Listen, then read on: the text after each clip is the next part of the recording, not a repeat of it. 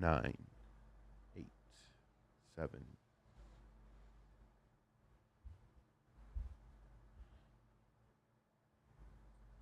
What's going on, sports fans? It's your boy Josh Williams back with another episode of the American Fan 365. I am, of course, joined by my beautiful co-host, Miss Rosine, the front row. Ro, how you feeling today? Hello. I'm feeling good. I mean, I have mixed emotions. Football is almost over.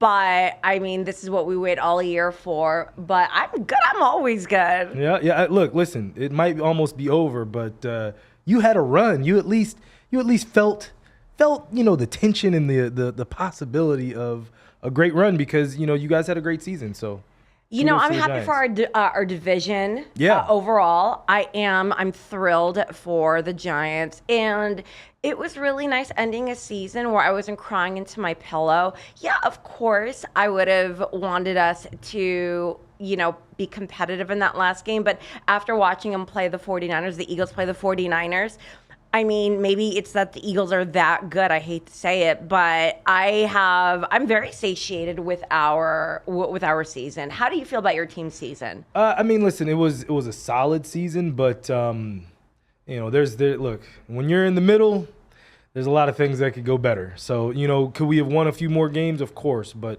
we also could have lost a few more games. So you're in the middle. It's not a fun place to be as a sports fan, and definitely not as a Redskin fan.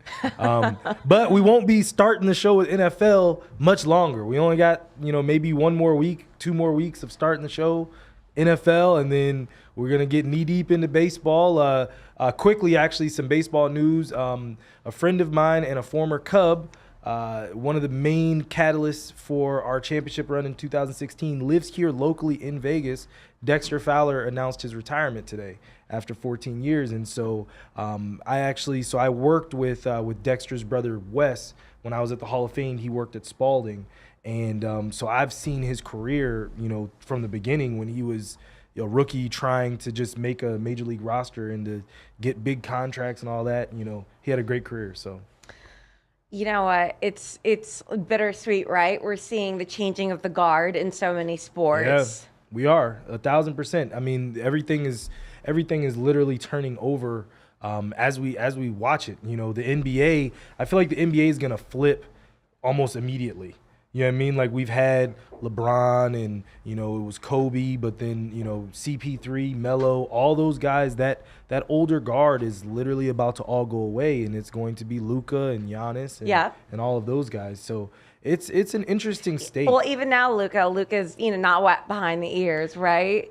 1,000%. But I mean, Luka, God, we're watching it happen before our eyes, as every generation does. And I'm excited. I'm really excited for the NBA because I feel like it's finally starting to get interesting again, starting last season. And for me, really headlining the reason that I'm back into it is John Morant. That's a good reason. Yeah, that's a good reason. I can't say anything else. Love him. I truthfully, I'm very, very sad for the Knicks. I can't remember. I think we were talking about this last episode when Nick came in. I'm sad for the Knicks because if he would have went to New York, Forget it. I think it would have been a perfect market for him as well. Oh my goodness. Yeah. That would have he would have had his shoe year one. Yeah, but he wants to win. Well, I think no, but look at it this way. I'm just being a dick. But you understand what I'm saying? The excitement that he would have brought. I agree. Oh, people would have went to New York again to play with him. See, and that's what I think the Knicks need is an electric player like that. Yeah. It would be, when that momentum tide shifts towards your favor, it's a game changer because it revives your current players, your current roster. But I think listen, again, who I think should coach the Knicks, right? Who did you say? You said, shoot. Who did you say? Go ahead. Tell me again, because you said it on Who was air. fired from the Lakers? last season? That's right.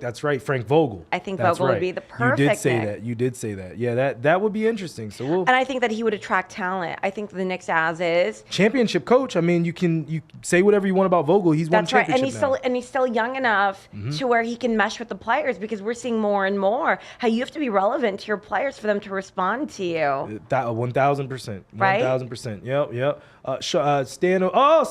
Stan O'Neal.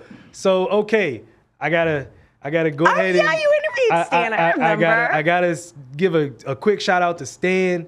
Stan O'Neal was the Giant fan when I was at Giant Stadium. I love that he called it Giant Stadium, by the way. It's forever Giant Stadium. You can say MetLife if you want, but the real ones know it is still Giant right. Stadium. And James Dolan would ruin Ja Morant too. That's true. Hey, that's fair. But I look, I'll say this: Ja Morant is so dope that I think that he would have, like, even in bad situations, he still would have been that electric. Because what he could have done to the Garden, oh my God. I'll forget it. In New York? I'll forget it. Knock it off. Like, you think OBJ? Knock it off, You think right. OBJ set New York on fire? He's a more tempered OBJ with just as much talent and with the fire that OBJ has. You're absolutely right. That's a really good parallel. Like, it would have absolutely, because New York He's fighting a different type of net. But Stan, shout out to Stan, man. Thank you for tuning in, Stan. Yes, he was my guy from he kept me safe when I was in New York amongst the other Giant fans, but I had a good time. Giants fans are fine. They were great. No, they were great. They were great. Stan was absolutely great. He cursed me out about 10 times. For what reason? Just because I was there and I wasn't rooting for his team, but He secretly does root for the Giants. He has a soft spot in his heart. His girlfriend's dad was a Giants fan. Yep. His favorite co-host is a Giants fan. Yeah. So I mean, and we both hate the Eagles and Cowboys. And the Cowboys. So that's as close as you can get to somebody that's not rooting for your team, right? All right, well, let's go ahead and hop into NFL. Crazy weekend of conference championships. And I said yesterday on the Fan Minute, I did not realize when we all picked, because we all picked Eagles and Chiefs to make it to the Super Bowl. Last week we all did. We all did. And yeah. It was shaky a little bit in that last game. But I did not realize that we picked a black quarterback matchup. I didn't realize it either then. And Taylor Rooks, she actually tweeted, and that's where I caught it, and I was like, she's so right. It's two black quarterbacks. And I think the coolest thing was that that wasn't even something that wasn't the headline. Yeah. I mean, Nick Bosa is punching air somewhere. He's so mad. Ro will send me about 5 tweets a week with fake Bosa content where he says everything short of the N-word. Every week, I'm like, where he had to go save the team against Philadelphia because he won't let them steal the title like they stole the election. Oh my God. Yeah, I feel bad for Nick Bosa. Actually, and I don't. Did you want to watch it? Yeah, yes. Do you have the Joey Bosa? Dude, it's hilarious. Oh, you do have. As it with Joey Bosa, the one that I sent this to you. Yeah.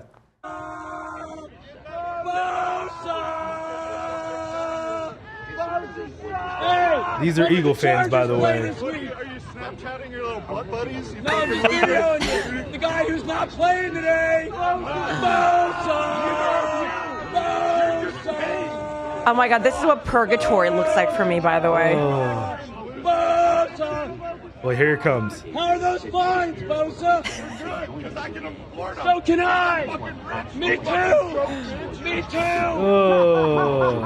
All right. Really quick, did you guys see Amber Rose's post yesterday? I was dying laughing because I love the balls on Amber Rose. So when I say this, I'm going to preface it with not only do I love women that are extremely comfortable in their skin, that are openly sexual, that are very unafraid of what society thinks. So I don't, I don't, if you even try and slut shame her, you're going to have to hear it from me. But she posted something yesterday on Instagram that said, because she's from Philly, she's a Philly girl. Yeah, she's from Philly. She said, whose ass do I have to eat to get Eagles tickets, Super Bowl tickets? Super Bowl tickets? Hold on. And then Russell Simmons posted, he goes, I got tickets with a ticket emoji just in case she didn't understand. And somebody replied to it with a cartwheel emoji and said, "This is the pose that Uncle Rush is going to be in about an hour." Oh my God, that is And hilarious. Diplo piped in with the little hands up emoji Hey, too. listen, don't do that. You'll get tickets. Somebody said, "Friend, you don't need to do that." Amber, you can get your own tickets, Mama. You're a celebrity. Yeah, but what if, she wants to get gifted? I mean, it's fine. Oh my God, women want everything. As we should get it. I love you. You're such a mess. But no, I thank you, George, for pulling up that clip because I wanted to talk about it as fans behaving badly. Like, But Philly fans are how many times have we spoken about this? I know. Like that clip right there, the fact that he held back for so long, it's all perspective, right? You can take a look at that clip with Joey Bosa and go, "Oh, he's such a jerk off. Look at him." But honestly, if you think about that, was just a few moments of like what he had to endure going to their stadium. Yeah. And Philly fans, I mean, then that's like what purgatory would be like for me, being stuck in that arena where there's a prison underneath, okay? They're vile people. Oh, So, my goodness. I mean, yeah, he said, I'm rich and you're broke. But, I mean, he could have said a lot worse than being the Bosa brothers. He could have said a lot worse. But I mean, look, for me, my thing is this. Whenever you're in a situation like this as a sports fan, don't return venom. If you return venom, especially if you're outnumbered. I'm always outnumbered. I'm always outnumbered, so I'm never like... Why do you think I got into fistfights? Yeah. Because I don't know this don't return venom policy. Yeah, you can't. You don't return the venom. Now I do, because I'm a mother. Yeah. And you've been around me long enough now. Like, Josh I'm rubbing off as much as I can. But Ro in her 20s, in her early 30s. I throw hands just like I throw shade. Listen, all 5'2" of me, if you give me like a stadium seat to stand on, it's going down. But honestly, think about like how much restraint he showed. So you can look at it both ways. And you're outnumbered. What are you going to do? He knows like all the cameras are swarming around him. I mean, listen. It's unfortunate on both sides, truthfully, because he can't win. In that situation, you can't win, especially, too, it was his girl that was, well, I don't know if it was his girl or his sister, I don't know. But, a female family member was kind of like shuttling him to the back, and it's like... Well, because, I mean, listen, I think he showed restraint, to be honest with you. But I will tell you, I knew San Fran was going to lose the day before. If you follow me on Instagram, it's the front row. I posted a story about how all the a bunch of 49ers fans were around the Rocky statue. And not only did they throw their jersey on Rocky, but they fashioned a belt that said Brocky. And they're standing right on the statue, right? Chanting Brocky. I posted it, and what did I say? I said birds by 40. Like at that moment, birds by 40. Because I'll tell you what, it didn't fare too well for the Giants. Didn't fare too well for Minnesota. These are past games, not this season, that our teams have played against the Eagles, and fans being fans, which I love, they throw the jersey on the Rocky statue. Whenever that happens, the team loses in a big game. Like, let's not. I mean, you guys, haven't we learned? That's why I'm like, they made a belt, not a belt, by 40. Now they went through 4 quarterbacks. Now, oh my goodness, they went through every quarterback. Now, you saw that as a bad omen, but I saw a bad omen as Miss Anita Baker. Did you watch it? Oh my goodness! And Anita, Miss Anita. She struggled through that national anthem. It was pitchy, no? Yeah. And she was. Hold on, let me go ahead and get my ear. She was like trying to. She was trying to find and she was trying to get herself on beat too. Between that and the unfortunate wig, I was very unhappy for her because she's a voice of a generation, Miss Anita Baker. But all I know, it was so pitchy right from the jump, and then she messed up a lyric. I was like, no. It wasn't Sweet Love. I'll say that. You almost spit out your water. Well, all right. So, bro, you're such a The minute Anita Baker came on, actually, I texted Josh.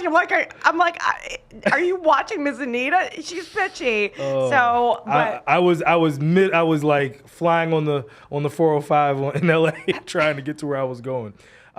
What's next for the Niners? I think that's now we're in this next phase of the season where everyone's looking to the offseason. The Niners are looking to make changes. Yeah. The Niners. Oh, George, I didn't actually send you. I meant Just to send tell you me. that. There's actually I had cut up some pictures of the cap space. And do you know that your team is the worst in the league? Oh, dude. George, how George's team? So the Saints. This is jumping around a little bit.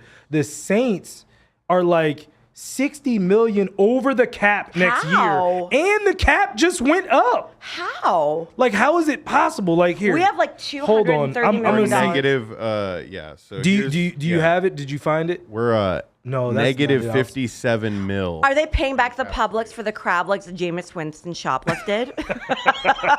This is very interesting. I think, shameless plug here. Gridiron Junkies will be making a salary cap. What should the Saints do video? I'm going to make like a long form video. Yeah. Take a year off.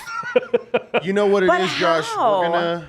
It's like cut checking the your fat. bank account after a weekend in Miami and going, what happened? Oh my goodness, George, I'm gonna text these to you so you can at least But have how? them. How Yeah. 60 mil over the salary cap? What'd you guys buy? Damn. I mean, Cameron Jordan. Like, I'm just doing like a little. This is a quick goog here on Saints. I don't want you spot track. It was Cap on hit. Cameron Jordan, Marshawn Lattimore. Ryan Ramchick. How much is Lattimore? Lattimore's getting 22 mil. so okay. Yeah, but he's worth it. And the worst part is them being over the cap. It's not even dead money. They only have $5 million in dead money next year. Well, this You know what's really because dead it's probably money? based on incentive Michael and Thomas. that one that's Ceased money, bro. That's a one. That's how much did that cost them? $13 million this year to What? fucking Well, That was guaranteed? yeah. post Instagram pics. Yeah, for sure. And get me my sure. hopes up. Because remember, he was a top 5 receiver when they re-signed him. Man. That's true. He was can't guard Mike, or can't cover Mike, or something like that. What was his nickname, George? Jameis, can't guard Mike. Yeah, can't guard Mike. He would do Yeah. the flex. You Yeah. remember that? Like Couldn't 8 guard years him. ago? And My I don't God. even think about him. You Yeah, think about no. him? Because he keep being hurt. I think about him I think about him when he's on the field. Well, you think about him I think nightly. about- I think and the about- same way that we think about Kenny Golladay and Kadarius Toney when he was Yeah. still on our roster. Yeah. Right? Yeah, no. So the Giants We are have like actually 200. You're Yeah. third healthiest. Yeah, we are. So right now with the salary, so the salary cap we've completely I had it shifted. at 230 million. It's 224 million next Okay. year. It went up, I believe it was 16 million or something, and then next year it actually looks like it's going to go up another 20. So the TV money's starting to roll in a lot, and that's going to help some teams a little bit. But the Giants right now are third best. They have 44 million in cap space. The Bears are the best right now with 91 million in cap space. The Falcons have 56 million. That's the reason why everyone's saying Lamar to the Falcons, because they've got the money to absorb it and not feel anything. The Bengals, like when you start looking at some of these teams, some of the better teams have great cap So situations. can I segue a little bit? Sure. I'm going to talk about what we were talking about San Fran originally. Yeah. And this ties in with what should San Fran do next. San Fran has the cap space to do this, and I think what's next for them is Tom Brady for 1 year to San Fran. That makes the most sense. I mean, honestly, you can't write a story better than that. NFL scriptwriters, right? Yeah. So I think him, and right now he got 25 mil from Tampa Bay. It's not like he got an exorbitant amount of money. And remember, it was higher than that initially, but he took less to build a team around him. Yep. So Tom Brady's got money. He's got money. Like, He's not doing this for money. He's doing it for legacy. Yeah, that's it. That's literally the only reason at this point. He is a 45-year-old quarterback who feels like he can still play at an elite level. And let's not get it twisted. Tom Brady's the GOAT, okay? And now you look at what needs San Fran has. What was interesting is there was a conversation about injury, and is Tom Brady injury prone? No, he's not. Not the way he plays. No, he's not. A lot of rules have been shifted to accommodate him as well as other quarterbacks, not just Tom Brady. For instance, Robert Kraft is the head of the rules committee, and I think in Brady's third or fourth year, they enacted a rule that said that you can't hit a quarterback below the knees.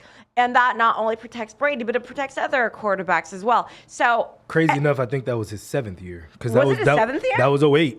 That was 08. Was it 08? Because remember, that was the very next year after you guys beat them. Was it? Okay. Yeah. I thought it was before we beat them that was enacted. No, it was after. No, it was after. That was after. Okay. That was 08. And that benefits all quarterbacks. Yeah. But let's not get it twisted. This younger generation hasn't seen the football that old man Brady's played, and he still has it in him. I think it would make perfect sense. So what's next for them is you get Tom Brady for 2 years, okay, or 1 year. Yeah, probably just one. You have Brock you have Trey Lance as his backup, and you have Brock as his second backup, because Trey learning from Brady could be extremely beneficial for the team. I actually so I saw something that I agree with. I actually disagree with you in terms of Trey. I think they trade Trey Lance while he still is enough a commodity. You're not going to get back, they gave up firsts and other things. You're not going to give all that back. But you trade him now, you get some more youth on the team because... And you keep Brock? Yeah, and you keep Brock because he's already shown, hey, he could be all right. You know what I mean? And let's not forget, Brock Purdy has won as many playoff games as Tony Romo and Dak Prescott. So yeah, you know what? That's insane. It's true. And then, but speaking on Brock Purdy in that game, the reason he could not throw was because he could not throw. He tore his UCL. Which I don't think that's Tommy John's, but it's similar to Tommy John's surgery in your elbow. And there are some nerve issues that were corresponding to it that literally, made him unable to throw. And the fact, of course, they're pretty much sitting ducks out there when the Eagles, everybody knew that they only could run the ball. Yeah. So it's like, how many times are you going to give it to McCaffrey, right? Yeah. So listen, I wanted the 49ers to win, but I didn't think I called it for the Eagles because, listen, I can't stand that organization. However, they're monsters. Can't take it away from them either. You can't take it away from them. I can hate it. I got to learn to love it one way or another. Both sides of the ball. I still have Casey going all the way, though. All right, hold on. We'll talk about that after we get through the Bengals and Chiefs. What do you think? What do you think their Super Bowl prospects are for the Eagles right now? While we're still on the Eagles, do you think that they can win this game? What's the path for them to win the game? I will tell you, with the Eagles, what they have going for them is they're so good on both sides of the ball that they're not relying solely on defense. They're not relying solely on offense. I think their Achilles heel is going to be that they are not familiar with the Kansas City Chiefs. They didn't play them in the regular season, I believe. They're not regular opponents of the Eagles. What they see, and we touched on this last week when Nick was here, when you are a two-time winning Super Bowl quarterback, and a lot of that team is pretty much the same. Tyreek Hill is the one glaring absence, but they made it to the Super Bowl without Tyreek Hill. They beat the Bengals without Tyreek Hill. So, we're seeing that maybe it wasn't that. It's always a loss, don't get me wrong. However, I think what Kansas City has going for them is that the Eagles are not familiar with them. That's fair. No, that's fair. I think, for me, I think it's really going to come down to getting ahead, because the Eagles are a great, they're a great, once we're out in front, you're not going to catch us. We're not going to mess it up, because they're a very much, not an arrogant team, but they're very much a confident team. And so when their confidence is riding, they all feed off each other. But even they're if they high-fiving, and you know what I mean? Totally, but even if they were arrogant, they're deservingly so. Yeah. I don't remember the last time I've seen a football team this dominant on both sides. It is, like from the running game to the pass rush to the receiving, your secondary, your coaching. Jalen Hurts didn't put on a spectacular show against. That's a great defense. We'll see. So you're right. San Fran went into that game with the best defense in the NFL. In the league. In the league. Yeah. Right? Yeah. But so he didn't put on a spectacular show, but the beauty part is he didn't need to. Yeah. And Because his defense is good too. Well, and San Fran didn't do themselves any justice with all those defensive penalties either. Holy smokes. Like they kept on putting their paws on everybody. I was like, whoa, because it was frustration. Yeah. It was just irritation to the moment, but you can't make penalties like that. I'll say one thing before we move on to the next one. Trent Williams. This is the reason why I am not mad that the Redskins got rid of Trent. Well, that we let him go. I wish we would have gotten more for him, but that's another story for another day. Trent Williams in these kinds of games, because remember, Trent Williams punched Richard Sherman dead in the face. Dead in the face. And if George can find that, it's still a very funny clip. Do your thing, George, but it's not that serious. Trent Williams, I saw that game even when it wasn't like out of hand yet, like the 49ers still had a chance. Trent Williams was getting more and more frustrated. He was getting upset. I know he rides that line, but there comes a point where you're tearing down the fabric of your own team and pulling somebody down and getting ejected and all that kind of stuff. Like I don't know. I don't know if you can win with Trent Williams, and that's coming again from a Redskins fan. He's the best left tackle in the league. That's oh, here we go. Dang, George is fast. Yeah. Got in my face. Ooh. Richard Sherman. Quick with the hand. Do not walk up to a fight without your helmet on. It's rule one. Rule number one. Yeah, but you're a bitch if you're going to throw a punch and keep your helmet on too. Oh, of course. And you're the bigger man. Like, come on, man. But I was mad though, because remember, this is the game that RG3 tore his ACL. So like I was like, punch him in the face. Like I was pissed. It was a rough night for me. If I would have known that the next 10 years would be sadness. Good. Yeah. In single tear. Jordan meme sadness. Oh my goodness. All right. Moving on to the other game. Yeah. The Chiefs versus the Bengals. This was a war. Yeah. Point blank period. I watched both games with my friend Allie in LA, and like before the game, she's like, "Oh, Kansas City's gonna win," and I'm like, "I don't know." A majority of the people behind it were like, "The Bengals are gonna eat the Chiefs' lunch." I'm like, you know what's funny is actually a friend of mine that's in the studio now, Gabe, and I were having a conversation about it, and we both agreed that it was going to come down to the last drive. Last week I had, Nick had. The only people in the studio, not Georgie. We all had Kansas City winning this game. I knew, though, it was going to come down to pretty much the last drive. And listen, the Bengals, you can't take nothing away from them. I mean, so really quick, I'm so irritated with everybody that it's like, ow, it was rigged. It's rigged. If I said it was rigged anytime the Giants lost a game by their own hands, literally, I would be a laughing stock. I'd be cast off into please don't talk to us about Sports Island, okay? I will tell you the officiating was awful. Nick Days posted something on his story about like the different categories and the grading, basically. The Bengals were outplayed in every category. Yes, the officiating was dog shit. It was. Which it is regularly now, by the way. It's you and I always say, listen, we all get bad calls, but when these bad calls are costing you the game. So in bad calls, see, the thing is this, bad calls, especially on second down, third down, where it's like, oh, okay, it was 3rd and 1. Or holding. Now it's 3rd and 11. Now it's you move up 15 yards and it's automatic first down. Yeah. No, that's a game changer. Drive savers.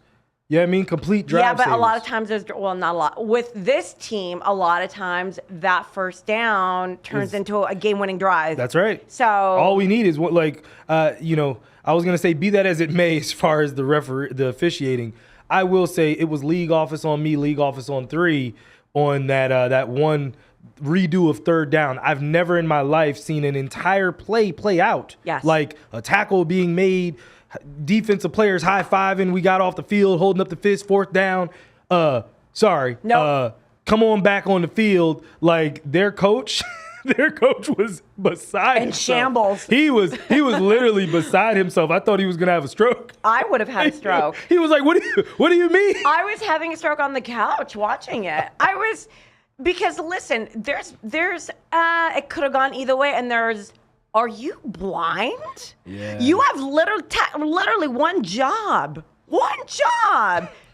And you have replay. You can review. Yeah. How did this happen? But so we talk about it. We all get bad calls, but those calls make you wonder. And this is where my line is drawn. When the calls get so bad, when fans, lifelong fans, generational fans, are questioning the legitimacy of the sport, like, I love baseball. I think MLB is fraudulent. I think the MLB organization is a complete fraud because Manfred keeps it one. And you can't have that happen in football. You can't have that happen with the NFL. Your officiating officials need to see what's happening, need to see it from all views, and they are able to. And so why these awful calls are made that cost teams games. Yeah, we can all say it's a wash because we all take these bad calls. Okay, I can get some of them. But when it's flagrantly wrong and egregiously shifting, then what? I'll say this quickly. George, yes or no on replay of penalty calls? No. Ooh. Why? Because I'm a fan of the flow of the game. Now, this is the thing. I don't want replays to take up time. So, like, Sky Judge, I don't consider penalty reviews. Yeah. They do it in the XFL. Like, we're about to watch the way officiating is going to be in the next 5 years, all spring long here in a couple of weeks.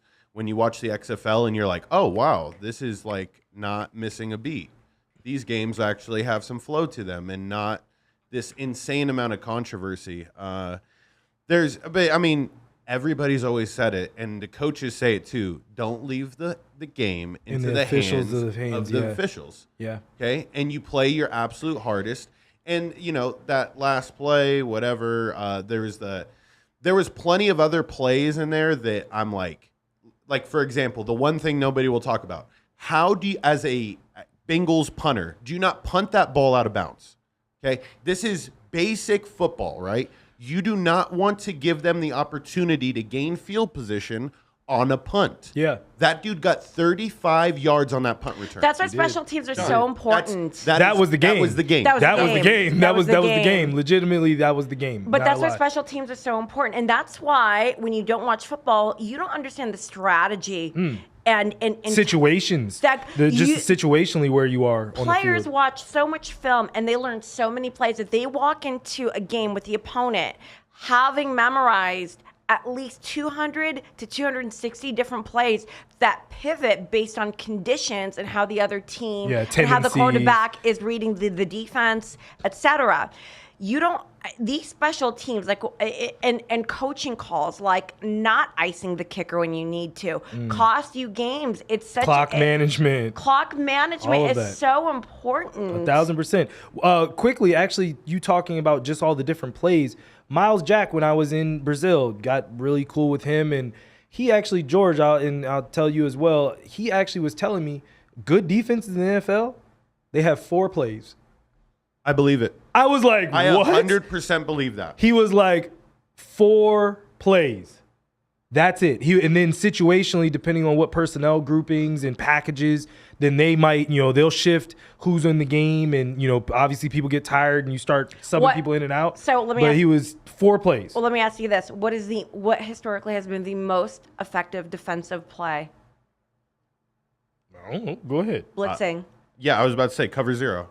If you can man up, cover 0. Yeah, this is what the Rams did this all last year. Yeah. When you have the dogs, and this is why Marshawn Lattimore gets paid $22 million to do what he does, and it sucks that we had to get rid of Gardner Johnson when we sent him to the Eagles. Yeah. Horrible. But the Saints had that same exact defensive play because it limits you. You know what I mean? Like I run it in Madden. Like, look, listen. You only have 2 seconds, and you're gonna have to make this decision over and over again. It is what it is, bro. Listen. It is what it is, bro. Is that how it is in Madden? Okay. This is how it is in Madden. Belichick, got it. Parcells. I'm gonna cover what I think you're going to. And then everybody else, I believe in my team. Blitzing is considered the most effective defensive play. Yeah. And you know who has a real hard on about it is Bill Belichick. Bill Belichick hates it. He hates it when his quarterback gets blitzed. In fact, when the Giants played the Pats in preseason, they blitzed the life out of, because he put Mac Jones in. They blitzed the life out of Mac Jones, and he wanted to talk to the manager. He was so mad about it. Like, I can't make all these checks over and over again. And what I think is funny, he hates playing the Giants because he himself is a former Giant. He won his first 2 rings as a Giant under who I consider the greatest defensive mind of all time, who's Bill Parcells. But Belichick has 8 rings now. I forget about that. He has 8. That's insane. Yes, he was a Giant. That's a lot of winning. And you think about all the coaches underneath Belichick that have done diddly squat, right? By and large. I mean, O'Brien would probably be the only one where I'd say he's had success elsewhere with Alabama. I'd say it's not even a former coach; it's a former player, and I'd put that as Vrabel. I mean, but honestly, we look at Josh McDaniels. I look at Joe Judge. I look at Romeo Crennel. I look at Matt Patricia. Yep. Right? And it's, Romeo Crennel, Charlie Weiss. Yes. Yeah, none of they all got opportunities because they came from the tree. Josh McDaniels had multiple opportunities and came home multiple times. He'll probably come home again and what he does is don't work out. He's like, I'm not giving anybody a title. None of you get a title. You're gonna have to coach it out like the Hunger Games. Go. Good old Bill Belichick. What's next for the Cincinnati Bengals? Well, I think the Bengals have to build up their offensive line. They have to learn how to keep Joe Burrow more protected. You give him a little more pocket time. I think that your defense has to, gosh, you know what? I think they were pretty... They're daggone close. They were pretty good. I mean, you just, listen, there were mistakes that were made, as there are in every game that's ever played in the NFL. But this is what makes the difference between a good team and a championship winning team, right? It's those mistakes. It's those one plays that now you're just doing your job and you can't stop your body. Now your paws are on the quarterback outside of the white lines, and you get a 15-yard penalty, an automatic first down for the other team, and there goes your season. This is what makes the difference between a good team and a championship winning team. Yeah. I think right now, just from an analysis, like a quick analysis, well, not quick, but season long or just game long, I would say with Cincy, you give Joe Burrow more pocket protection, you build up the O-line a little more, defense, the only thing they've got to work on is you've got to be tighter and you've got to be quicker with your decision making.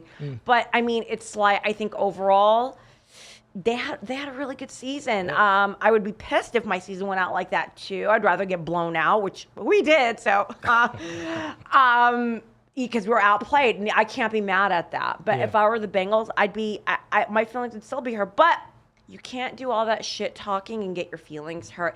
And I would like to say, not that I'd like to see the Bengals lose, but I do like to see Eli Apple lose. And so Cancun on 3, homie. Well, this is what I'll say about the Bengals. The Bengals right now, they are perfectly constructed outside of that O-line. Yeah. That is the only glaring hole that I think all of us can see.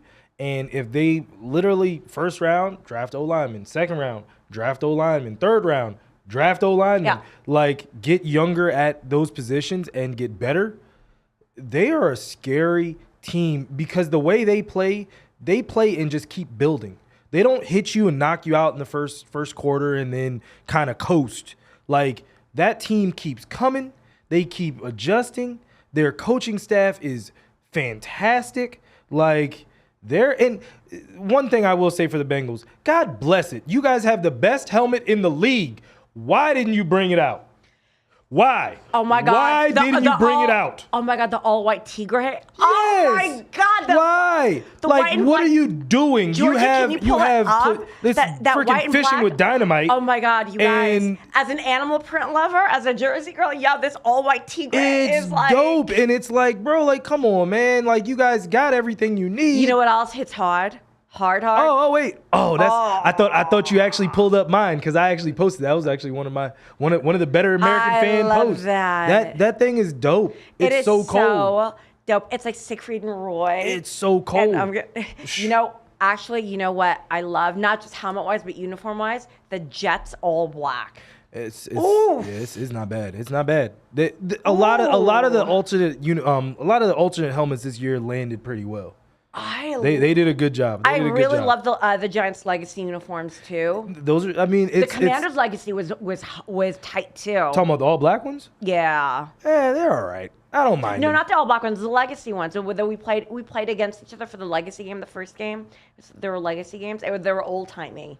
We don't got no old timey ones no more. They're the legacy uniforms. Pull it up. I don't have anything anymore. We only have sadness. we have no legacy. We only have commander tears. Yes, there is no more legacy. Isn't it crazy that both of Carson Wentz's backups went to the Super Bowl? Wow. I just realized that because No. Mahomes, he never played for the Chiefs. Jalen Hurts, Nick Foles. Oh, I'm sorry. You're talking about for the Eagles. Yes. No, you're right. Both of them. Because I was just thinking about Commander Wentz, and then I thought, that's true. Jalen Hurts was his backup too. Yes, he was. No, that is crazy. Well, Jalen Hurts looks a whole lot tougher than Nick Foles. I'll say that. Nick Foles was like, come on, Brady. You don't have a big dick Nick jersey? I hate you so much. Oh my goodness. My mom got on me yesterday. Was like, I love Roe, but Roe wild. And I was like, I know. I love you, Mrs. Williams. And your son makes me a better person. He does. Oh my goodness. All right. So before we get off NFL legacy, what does this game? We're not getting off of it. We got to do our picks too for Super Bowl. Well, no, that's legacy. We're going to talk about legacy. We'll talk about what the win would mean for either team or quarterbacks or whatever. Yes. I think for me, as far as the Chiefs, it's 2 titles now for Andy Reid. Yep. That solidifies him. I think Andy Reid's already going into the Hall of Fame just because of what he's done. But that solidifies him. He's a Hall of Fame coach. For Patrick Mahomes, I meant to actually Google, just the wins and winning quarterbacks. But now he starts to separate and puts himself in a different echelon of the all-time quarterbacks. By far, yes. You know what I mean? You now jump ahead of Aaron Rodgers. You now jump ahead of Drew Brees. Sorry, George. Who else? Who else do you jump ahead of? But there's a lot of you jump ahead of Brett Favre. You do. Quietly, you know what I mean? Brett, you do. Yeah, just in terms of total wins. Dan Marino. Yeah, well, he already caught Dan. He already caught and passed Dan. He's been to 3 Super Bowls now. It's an inside joke just because Dan Marino fans are always so rabid. You could be talking about Dan Marino's the greatest of all time. You could be talking about it doesn't matter anybody. If you say anybody except Dan Marino, they get really mad. Like, bro, he was good, but anyway. Joe Montana was a better talent quarterback, but okay. Yes. Yeah. And then he did also have a lot more around him. I will at least give Dan that. Did he have a luxurious fur? Such a mess. So, but, you flip that and you go to the Eagles. What it does, one, for the Eagles fan base, good Lord, we would have to suffer through another Eagles fan base Would you rather suffer through this or hearing We Dem Boys for a whole off season? season? Eagles. I'll take Eagles. All day, I'll take Eagles at least until the Eagles get to like 3 or 4. I just Super hate Bowls. that Fly Eagles Fly song. It's like just Fly Eagles stop. Really? I don't know the words. I didn't realize it was a whole song. It was a whole song. I didn't realize that. I just always thought they yelled it. Somebody posted this video from Mass in South Jersey, and the choir was with the choir director. They were singing "Fly Eagles Fly." And it was at a Catholic Mass too. Yes. I meant to post that. That was actually pretty dope. I'm not gonna lie. Not gonna lie. You traitor. Listen, we're the American fan, right? So I just love I love fandom too. I love what it does, because even if I don't like your team or I don't like how your fans are, I still love that the sport impacts everyone. You know what I mean? Because all of us, shoot, if it was a Giants game, everybody would be in church with a Giants jersey on. Like, you know what I mean? That's dope. They'd be in church with a fitted, actually. Yeah. But what we were talking about before the show started, fitted, with George, is we don't have, like, wars. We don't have, like, traditionally, like, that's a very tribal thing to have, like, a group of people rooting for something against other tribes. Sports is so fundamentally tribal, and I love it. It's what I thrive off of. It's what makes me happy. But we talk a lot. I talk a lot of shit, but I love fandom. And Josh and I were talking about this before the show started. Like, these traditions are so important to keep your fandom. It's so important generation after generation. Like, my son is so obsessed with his iPad and Roblox and gaming. I've given him sports PTSD, I will say that, but he did, like, for me, it was going to games. It was going, with your dad, with your mom, with my uncles, with my cousins. And I mean, I watched Gretzky play. I watched Magic Johnson play. I watched Kobe play. I've watched Eli Manning play. I've watched Derek Jeter play multiple times. I've watched A-Rod play multiple times. I've watched, like, I never saw my favorite Yankee, Don Mattingly, play, like, in real life. But, I mean, yeah, that was before I was an active going person, old enough to go, but, or appreciated it anyway. But anyways, I think it's so important to keep these traditions. Like, tailgating is such an American tradition. We go, like, going to Giant Stadium, you go hours and hours before to set it up, to barbecue. Everybody's there. A lot of people just go and sit in the parking lot and they watch the game on the screens outside while they tailgate. Yeah. It is such an important part of from my childhood. And I'm sad that just with ticket prices and just with it's like, we're losing these traditions. Yeah, now the stadiums are built differently. There aren't. You can't, like, with the Raiders games. You can't go tailgating at a Raiders game. There's very few places to go with the Raiders games. Well, because, God forbid you don't go into a casino or, like, one of the bars that's, like, right by there. It's such bullshit because the ticket prices, it's like you're robbing people out of an experience that's generational. But I don't care what team you root for. The fact that people are still painting their faces, going out in sub-zero weather with half their bodies painted. I don't care what team you root for. I love seeing it. It makes my heart happy. Yeah, 100%. And that's the reason why we built this platform. Legacy, what do you think legacy for the Eagles and Chiefs? How do you think it I think with the changes? Chiefs, it's not only cements Mahomes, it also cements Kelsey is one of the greats, one of the all-time greats. I mean, you think of Andy Reid is already an icon, okay?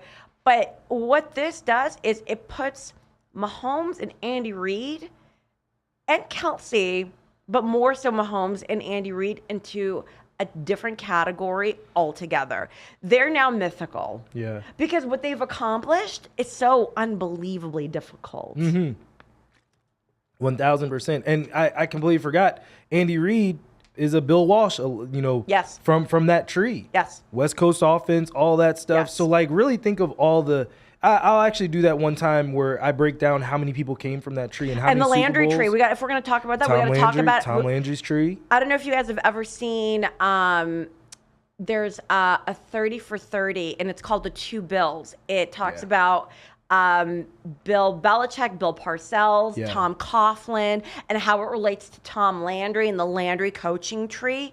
You guys don't understand how entwined all these organizations are. Truly are. And the coaches really are friends because many of them have coached together, lived and worked on the road and different things. It's But insane. It's part of the history. That's why I like football. There's fans, but then there's fans. People that that just love and relish the sport, that are waiting to see a glimpse of the coaches on the sidelines. They want to see Belichick because he contributes so big to the myth that is today's football, by the way.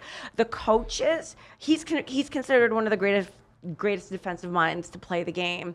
But it's part of the strategy. There's so much thinking that goes into it.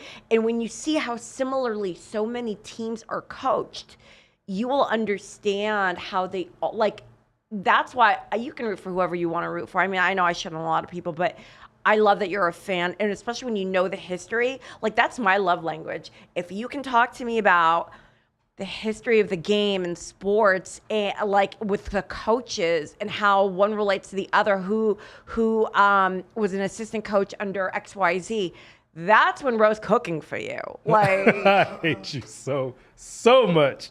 Oh my goodness. All right, so we'll save Super Bowl picks for next week. Let's do that, and prop bets and stuff. We'll save that for next week. We might, are we doing a second episode this week, George?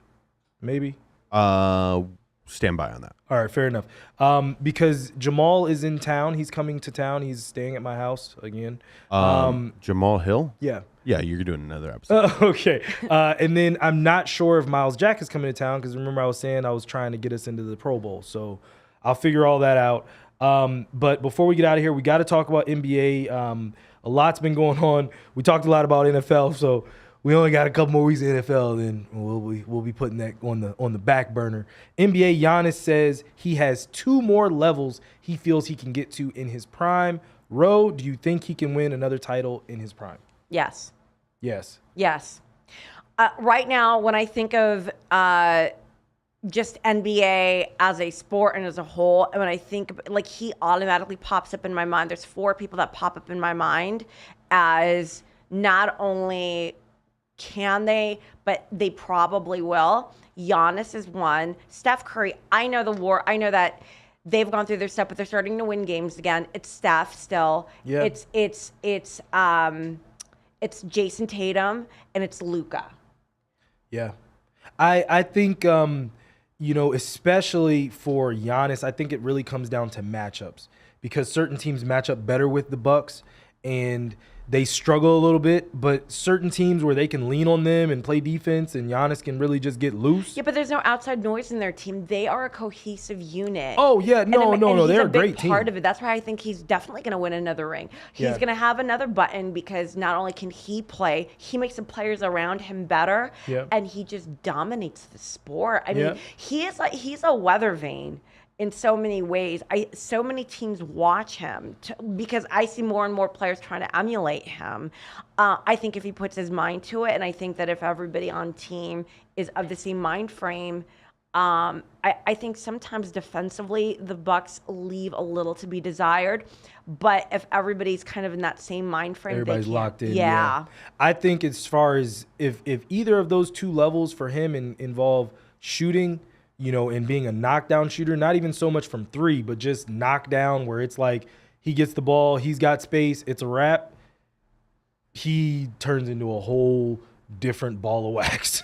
Yeah. You know what I mean? Especially nowadays where, I can take 17 steps and you not say anything and we're not getting it called. I'll move on. I remember that one shot of Ja just kind of resting up because nobody was guarding him. Yeah. It's like he let the clock run down. Like, Ja's one of those figures too that is dominating the sport. And to me, I'm like, am I gonna get my elbow hurt, or am I gonna try and guard Giannis? I'm gonna pretend to reach for the ball and not. Yeah, and not really be here. LeBron loses his ish, as much as I'll say.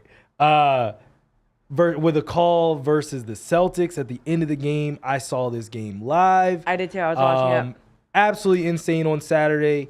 Back and forth. I mean, first, George is going to roll that beautiful bean footage on LeBron losing his stuff. But Pat Bev tried to win the game for them. Here's LeBron. My arm. LeBron gets it. James on the drive, gets in the paint, layup, missed it. Okay. All right, so I'll say this. I'm going to say this.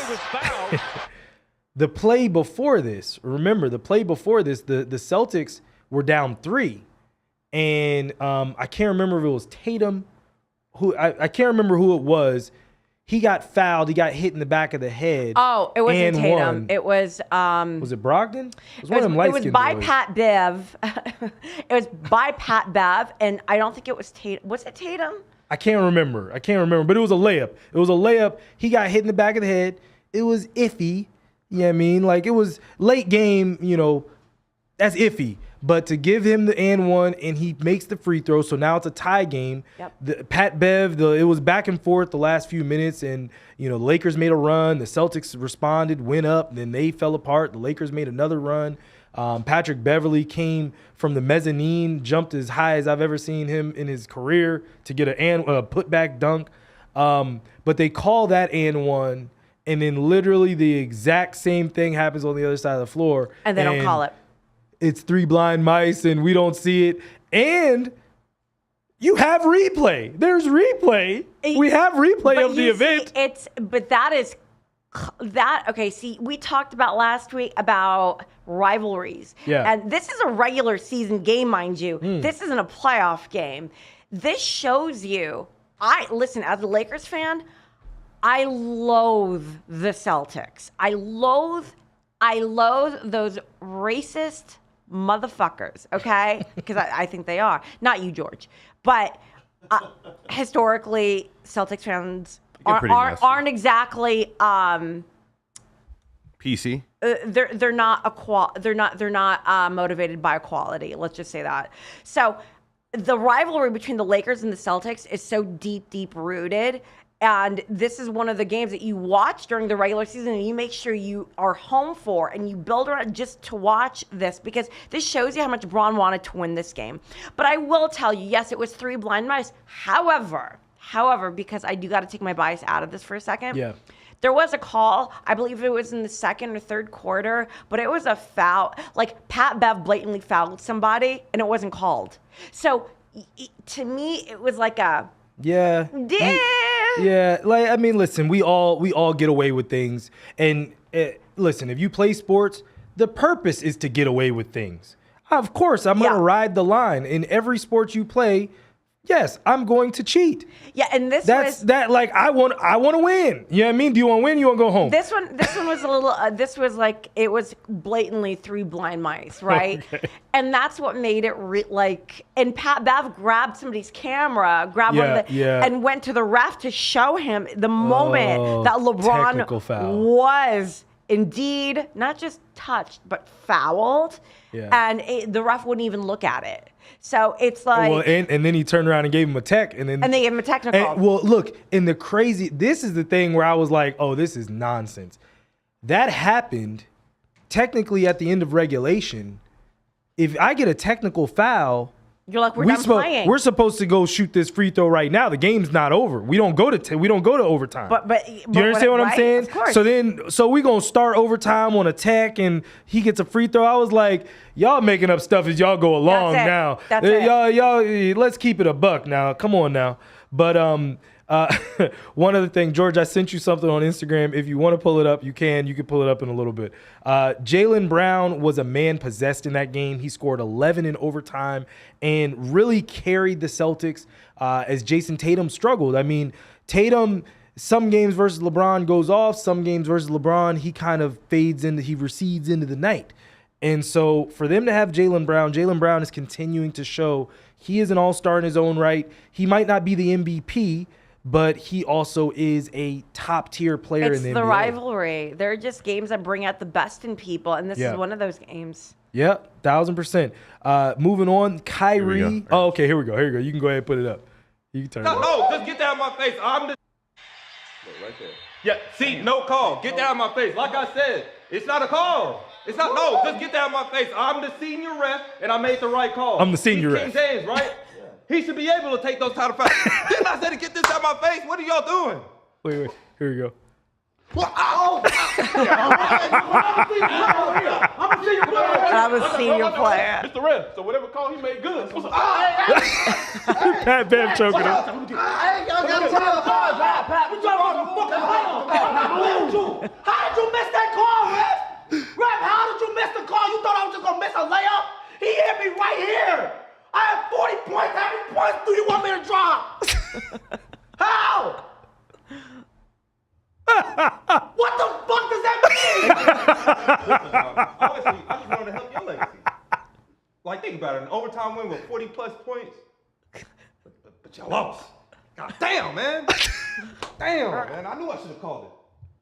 I knew I should have called it. Just when Hey, you bro, I think don't. you forget the number one thing. You have to have fun. Like, win, lose, or draw, you have to have fun. I know. Hey, what you looking for, bro? The camera's back. Josh wants us to watch movies during the All right, podcast. you can go ahead. You can go ahead and kill it. You can go ahead and kill it. Are you sure? Shouldn't we put up like an episode of Seinfeld now to watch? I'm so done. That too funny. That is Supreme Dreams and RDC. I love them. I love any of his LeBron content. It is always funny. He always is choking his friends. LeBron's always choking out somebody after a game. So I just love those. Kyrie and the depleted Nets beat the Knicks for the 9th straight time. Is this a battle for the hearts of New York City? Yes. Actually, is this an actual thing? Do you think that they can actually pull people from the net? Yes. From the Knicks? Really? Yes. Stan, if you're still watching, please chime in and say that Roe is crazy. You know and, how and I know? We're Knicks fans You know how forever. I know? Because the Knicks get so riled up about it. Because if they It gets under their skin. Because if the Nets weren't shit, the Knicks fans wouldn't care either way. They just like laugh the it off. Nets, it's no problem. They get big mad. They get big mad. They dust off the Timberlands and they go outside and they yell at pigeons. They get mad. Oh my gosh. All right. And finally in NBA, Luka dropped 53 last night in a win over the Pistons. There's not much more I can say about Luka. He's playing a different sport at this point. And before we get out, I have to say RIP to the legend Bobby Hull, who passed away yesterday at the age of 84. Bobby Hull, also the dad and father of other Hall of Famer Brett Hull, and RIP to him and the whole Hall family. So Can we talk about kittens with cancer next? What? I'm kidding. We gotta finish the show with, you know what I mean? Gotta shout out. It was a joke because you ended on a sad note. I said, do we want to talk about kittens with cancer? Not kittens with cancer. Or amputees. Amputees? Why are you like this? Thank you guys so much for watching. Please like, share, subscribe to the American Fan 365 podcast as well. And please don't forget about the Michael Jordan rookie card giveaway. We're going to be doing that on Jordan's birthday, Friday, February 17th. And keep sharing, keep posting. 6 days before mine. That is 6 days before your birthday. You're the 23rd? I am indeed. I'll make sure I put that in my phone just to, make sure it's in the phone. Make it nice. Make the present nice. I'm just kidding. You're my present, Josh. We're on struggled times right now. You're my present, Josh. You'll get a toilet paper napkin like wrapped up in. Can I get a dozen eggs? That actually that's crack. That's crack right now on the streets. I got that 12 pack. I got that 12 that dozen that half dozen. I got that half dozen. You guys, thank you for joining us, and if you haven't already, please follow us on the American Fan 365 on IG and on YouTube. And